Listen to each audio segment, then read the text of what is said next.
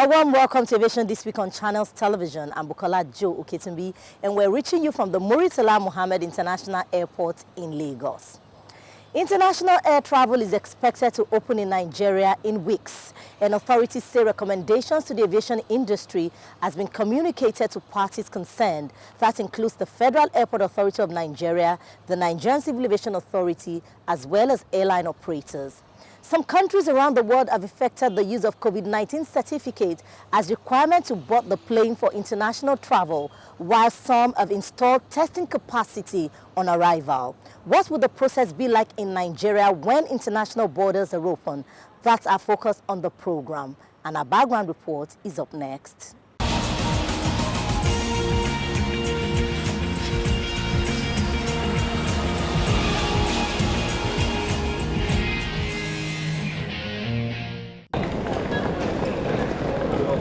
Many countries are resuming international travel operations as they evaluate and tackle their national risk to COVID-19 many months after the initial lockdown. Now turn the floor to For the World Health Organization, bans on international travel cannot stay in place indefinitely, and countries are going to have to do more to reduce the spread of the novel coronavirus within their borders. What is clear that pressure on the virus successfully pushes the numbers down, release pressure on the virus, and the numbers can creep back up. So whether we're dealing with second peaks within the first wave or second waves, in some senses is not the right question to ask. The question to ask is, how much pressure do you have on the virus?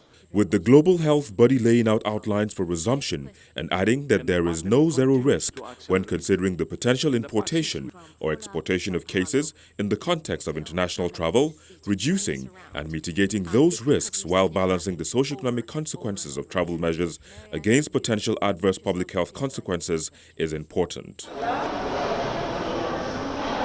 Here in France, these travelers arriving the Charles de Gaulle International Airport take voluntary COVID-19 tests as France prepares to implement mandatory testing for some travelers arriving from outside the European Union. From August the 1st, anyone landing from one of 12 countries, South Africa, Kuwait, Qatar, Israel, Brazil, Peru, Serbia, Algeria, Turkey, Madagascar, India and Oman will be required to visit the testers unless they provide a negative COVID-19 test carried out 72 hours before their departure. Travelers are then allowed to continue their journey. Test results will come through between 24 and 48 hours later, when travelers will be contacted by public health workers. Those from the United States, the United Arab Emirates, Bahrain, and Panama will not be allowed to enter at all unless they provide proof of a negative COVID-19 test carried out 72 hours prior to departure. This passenger has cut his trip to the United States short. I think that's actually a very good thing. We already did the test ourselves, so because we thought it was good to take our own responsibility. So I think that's really good that the government is taking that decision that everybody should get tested on beforehand or upon arrival here in France. So I think a good thing. With fears around Europe of a second wave of the coronavirus epidemic, some governments have advised against travel to high-risk destinations and asking travelers to quarantine themselves on their return. From France to Britain, a surge of infections has prompted countries to reimpose some travel restrictions in recent days, with Britain throwing the reopening of Europe's tourism industry into disarray by ordering a quarantine on travelers returning from Spain. But from August the 6th, travelers returning to the UK from Belgium, Andorra and the Bahamas would need to quarantine for 14 days.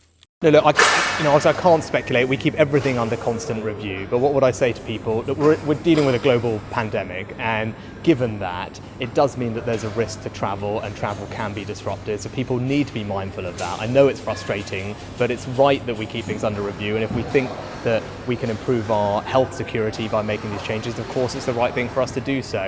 So people should just constantly, look at the guidance, see what we're saying, and then make the best decisions they can, knowing that we are living in uncertain times. Now to the United States, where the George Bush International Airport in Houston, Texas, is operating a touch-free bag tag printing to biometric boarding, allowing passengers to travel from curb to aircraft, touching as few surfaces as possible. Basically, we're trying to adapt every step of the air travel experience. As soon as you arrive at the airport, you're going to see signage on the curb, you're going to see signage on our digital monitors, on our PA system, audio messages, reminding our travelers of good hygiene practices during their stay at the airport. Passengers are encouraged to check in and print checked baggage tags using their smartphones. Check-in desk agents sit behind plastic screens with stickers reminding passengers to stay 6 feet apart while masks are mandatory. We believe that the mask is probably the one thing that we can do to help not spread the COVID-19 virus. The research tends to show at this point that that's probably the best and most helpful thing that we can do, and so that's why you're seeing that we are requiring that all employees and customers wear masks while working and on board the airplane at all times.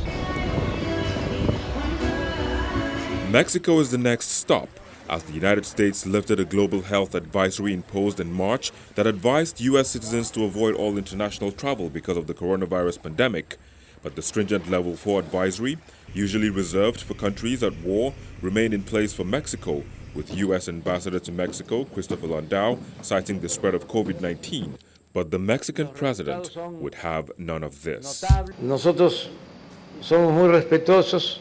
We are very respectful of our opinions of the United States government. We haven't been notified of anything, nothing. We are not aware of those alarms, warnings, and the borders have not been closed. I excuse myself in advance. We have less problems with the pandemic. Problems, unfortunately, the USA, who is our neighbor and friend, is facing. We are very sorry with our situation, I repeat. Making comparisons is terrible and in bad taste, but our situation is better. We regret it because they have helped us. President Trump has sent us equipment. He has sent us ventilators. La pandemia. The United Arab Emirates has announced that from August the 1st, arriving passengers at all its airports will have to undergo mandatory COVID-19 PCR testing. In addition, transit passengers will also have to be tested under the new rules. These are applicable to passengers irrespective of their departing country. Here in Nigeria, the Presidential Task Force on COVID-19 is optimistic of an opening date in a few weeks. Honestly want to open, and government is conscious of this fact and are all aware of the adverse effect of this closure of airports. So government is doing everything possible to ensure that these airports are open. And it's a collective effort being anchored by the PTF under the chairmanship of the Secretary to Government of the Federation. So it will be in weeks rather than a month, and we seek for your understanding. International airports in the country have begun to receive a facelift as a canopy now covers the exterior of the Murtala Mohammed International Airport, and protective glass barriers have also been placed on the check-in counters as part of preparations for the reopening. We put in shields at the counters just to set a barrier between the passengers and the operatives. We've done the physical distance marking. We are working on our toilets. We've done the canopy outside to shield people because of the measures, public health measures that will be taking place outside.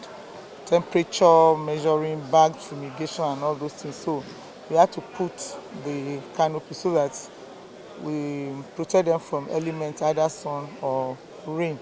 On the issue of testing for arriving passengers, as it's been done in other countries, the airport manager says this is a work in progress. I can authoritatively tell you that they are seriously working on a protocol that everybody will be asked to fit into.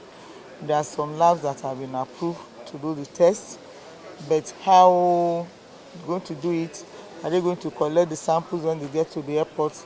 Those details are still being worked on. Evacuation flights have continued in the country, with Emirates Airlines and Ethiopian Airlines leading the pack. An analyst says these are commercial flights in disguise, and that's why Nigeria must open its borders quickly. If the protocols that support Lagos-Abuja domestic flights are international global standard? What is keeping our regional flights? What is holding our international flights? Are we going to begin bilateral negotiations all over between one country and the other? Or we are going back to airline business? Reopening is only the first step to helping Nigeria's aviation industry, which was already struggling before the pandemic.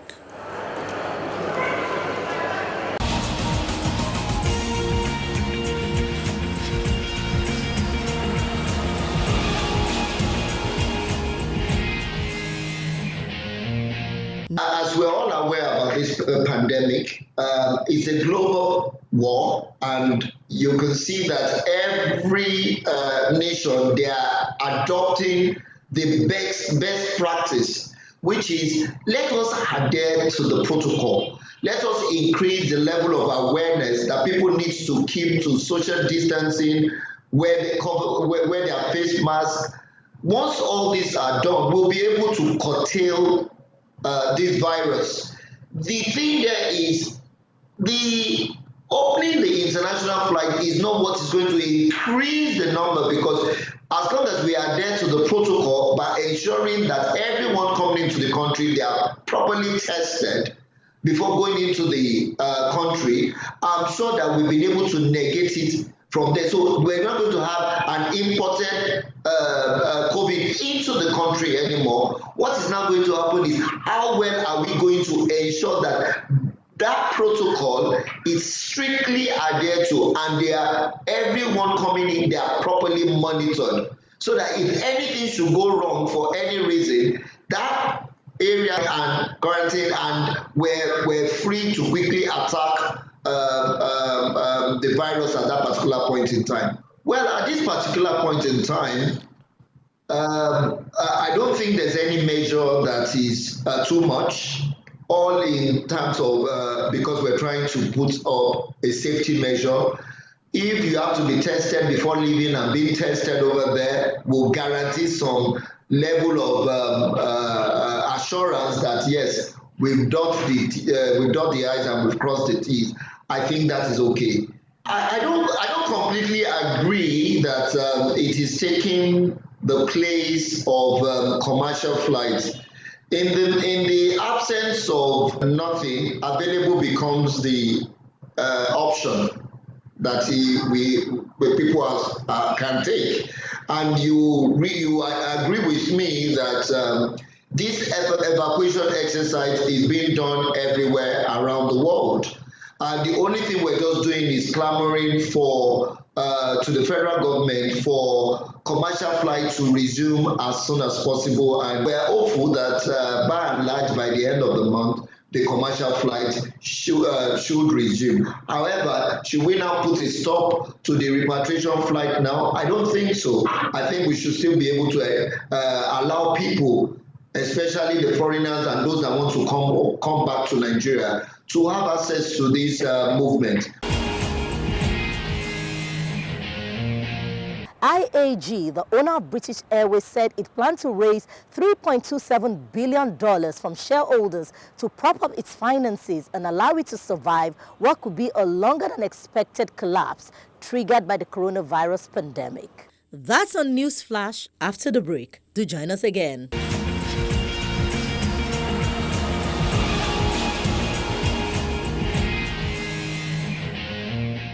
A quiet runway and an empty ticketing hall is a clear indication the flight operations have not resumed at the Asaba airport.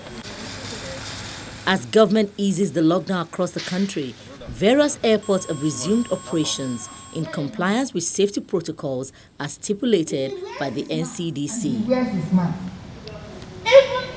Expressing optimism, the flight operations will resume soon.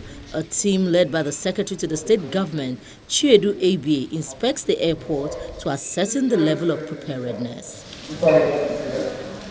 Floor marks for queues and seating arrangements are in place as modalities to ensure the physical distancing is maintained, as well as hand-washing facilities at the point of entry and other strategic locations. In terms of the reopening, we've worked very hard to ensure that all of these things have been put together within the shortest possible time. We've also stayed in very close contact with the management of NCA, and we hope that probably between now and very early next week, the airport should be reopened to commercial operations. Personnel of the airport are also currently undergoing training to enable them function optimally in line with the new normal. We have taught them so many things, including telling them what coronavirus is. We have taught them the inspection, prevention, and control of the COVID-19. We have taught them the proper hand washing, how to wear the mask, how to disinfect their working environment, how to wear the face mask properly, and other things they need to know. We have taught them that all these things has to be a culture and a tradition that has to continue for the time being as far as COVID-19 is still with us. It's a very important move. With what we've learned here so far, it will be very easy for us to curtail and curb the spread of the COVID-19 virus. With all of this in place, the state government believes the airport is good to go with flight operation, but it awaits confirmation from the Nigerian Civil Aviation Authority. Life has gradually returned to the Yakubu Gowon Airport with the resumption of aviation activities after the last flight on the 26th of March 2020 owing to the COVID-19 pandemic. At the terminal, managers have put in place necessary equipment needed for the resumption of flights with the provision of disinfectants of luggage, hand wash points, hand sanitizers, as well as maintenance of specified physical distance. In spite of the unfriendly climate in the early hours of the day with foggy weather condition, air travelers could not hold forth after 4 months of no flights as they thronged into the airport for their journey. We thank God that the flight is resuming in Jos Airport. We have almost about 4 or 5 months back that the flight has been cancelled because of this coronavirus thing. And before we actually start, we have put many things in place for the safety of the passengers. You can see we have a washing basin there. We have on the inside we have taps, and all those things we have mentioned now. And we'll find out that it is there. So we'll actually plead with the passenger to please use all these things. And when the flight eventually landed, it was a reflection of how passengers have been longing for the air journey, with 86 passengers arriving from Lagos while 50 boarded for the return trip. I feel so glad, I feel so relieved to be able to fly directly from here back to Lagos. The measures are very, very good, very, very okay. In fact, more than I expected. I think it's safe, our lives are coming back to normal, and it's wonderful. With the return of domestic flights to the Jos Airport, industry experts ask that passengers adhere to the COVID-19 guidelines while the airport authority ensure that the facilities provided are functional at all times.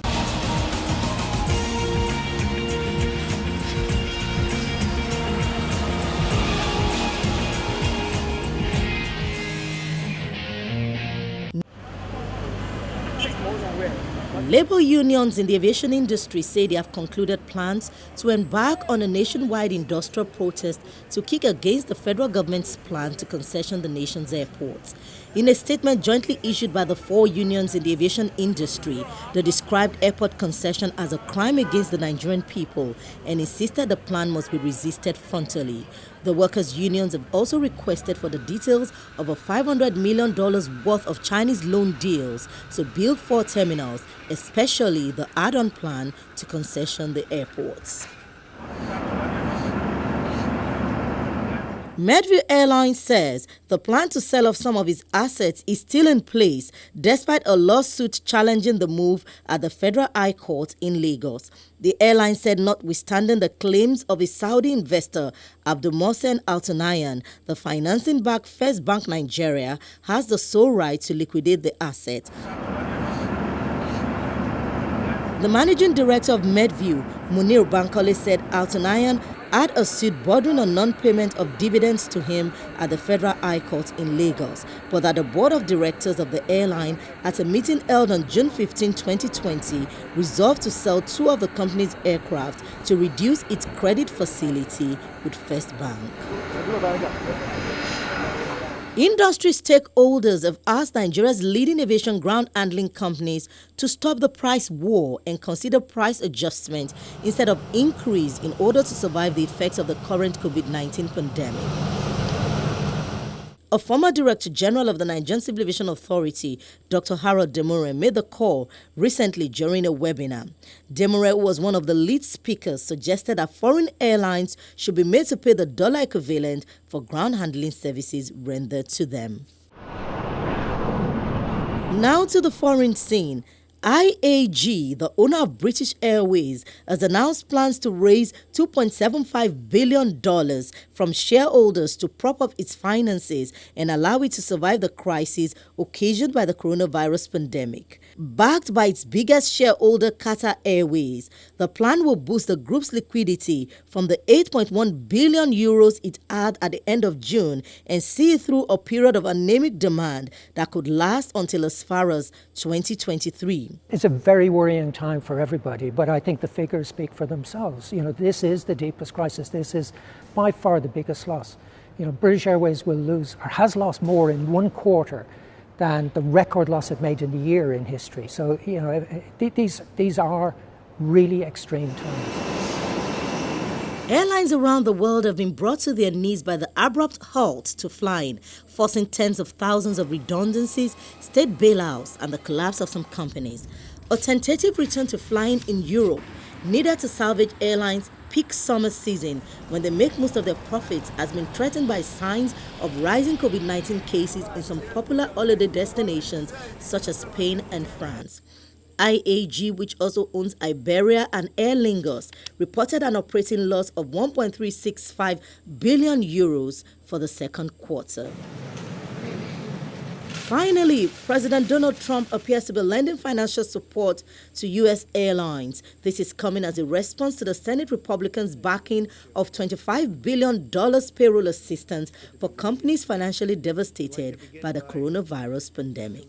Well, if they need it, certainly that's a business. Some businesses are doing better than they would normally. Obviously, we know what those businesses are. And obviously, the airline business is not doing very well. You have shutdowns all over the world, and you have airlines that are essentially shut down. Some airlines are doing, modest. The best they're doing is modest. I think it's very important that we keep the airlines going. There'll be very good times very soon, I hope, and we don't want to lose our airlines. So if they're looking at that, whether they're Republican or Democrat, I'd be certainly in favor. We can't lose our transportation. What did you mean when you said it is what it is about?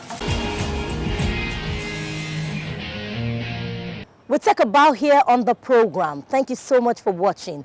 Next week is another date. Stay safe. I'm Bukola Joe Oketumbi.